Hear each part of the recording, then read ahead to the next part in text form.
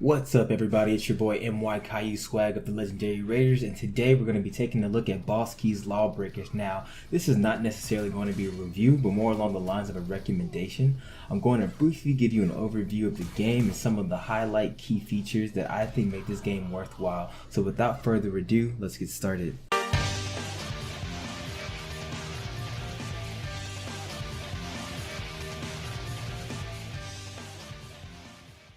So Lawbreakers is a class-based team shooter that is geared towards a competitive scene, and your success in solo queue will be determined more on your team's mastery of the game mechanics and skill level with their selected characters. Now this is different from other team and role-based shooters because team comp is not the driving factor for success here, which I personally enjoyed, and it gave me a sense of freedom when it came to selecting a character. I was able to focus on developing any character pretty much whenever I felt like it. Now, the way the game is structured, you're going to almost always feel like you're actively contributing to your team's success, and very seldom will you be in a game where your performance will have a negligible impact on the outcome of the match. This definitely gave me a sense of investment in most of my matches and enhanced attention for all my hype plays. The most standout feature about this game, in my opinion, has definitely got to be the movement. For starters, each map has a low gravity area, which obviously affects how your character moves, but on top of that, each character can blind fire and propel themselves forward, and your mileage does vary depending on the weapon that your character is currently using.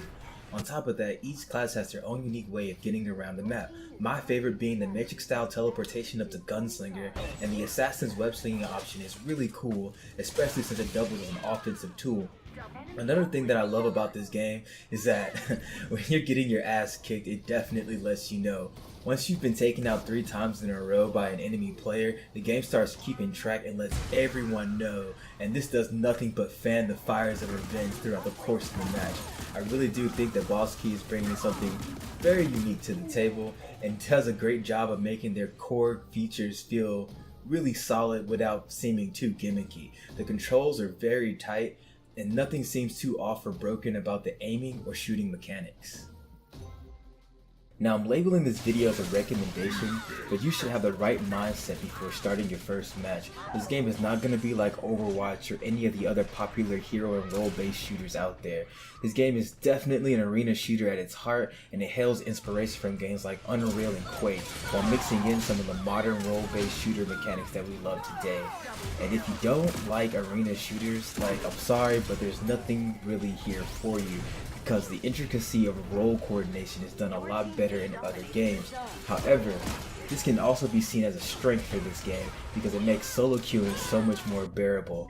Now, as the ultimate disclaimer, this game is for a niche set of gamers, and the player count is really low right now, especially when compared to other games that are perceived to be going for the same target audience. But the developers don't seem to be abandoning this game anytime soon, and if or when competitive play is introduced, I think that at the very least you'll see the main player base solidify. And when it comes to spectating, I can't really say much to that effect. However, some of the highlights that I've seen are sick as hell, and if they can get good enough to play most of the match with the same type of precision, I think we'll have something worthwhile watching on our hands. Now let's talk about the game modes. There are 4 game modes here: Uplink, Blitzball, Turf War, and Overcharge. The weakest in my opinion being Overcharge, while the most fun is definitely Blitzball. Uplink will have your team and the enemy competing to take a flag back to your base and charging it for a point. At any point in time, the enemy team can swoop in and start charging it back at their base. Now this is pretty much just like Capture the Flag, but with an extra step. Blitzball is the FPS version of rugby and does a great job at feeling really competitive and really keeps the pace up throughout the course of the match. In Turf War, your team and the enemy will compete to occupy a zone that varies in locations across the map, and Overcharge is pretty much Uplink, except the score meter is shared between the 2 teams, and while tensions can get crazy high, especially when the score timer is getting low, it proved to be my least favorite game mode of the 4. Overcharge is the quickest of all the game modes though, but all of these game modes go quite long, so be prepared. But I think that these game modes do a great and solid job at letting you utilize the skills of each of the classes to get a win. Oh, and really quick, I did want to mention that Morty is the voice of the ball in Blitzball, which is just freaking hilarious. And I did enjoy some of the one-liners that some of the characters throw out randomly throughout the course of the match. So if you can't tell by now, I'm definitely rooting for this game to succeed, and I hope the player base does expand in the coming months. I really do think that they had a great idea, and it probably would have served them better to just hold off and refine the game and did a full release, but there could have been many factors that led them down the budget title road.